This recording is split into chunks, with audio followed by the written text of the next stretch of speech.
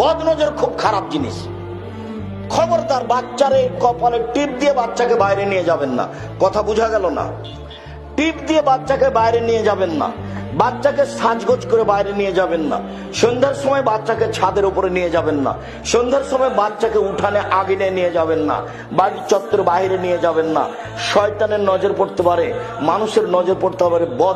বদ নজর এমন একটা জিনিস, আল্লাহ নবী বলছেন যদি কোনো জিনিস ভাগ্যকে ভেঙে ফেলে দিতে পারতো তো বদ নজরই পারতো। বদ নজর কি জিনিস জানেন? 1 মিনিট, এই চলে।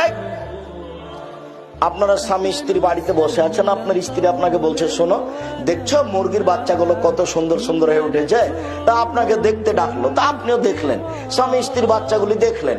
এবার আপনি জোহরের সালাত আদায় করতে গেছেন, এসে আপনার স্ত্রী বলছে আরে শুনেছ চিল এসে না 2-3টা বাচ্চা ধরে নিয়ে চলে গেল। দেখবেন সন্ধ্যা হতে হতে 10টায় ছিল 5টায় নাই, তার নাম বদ নজর।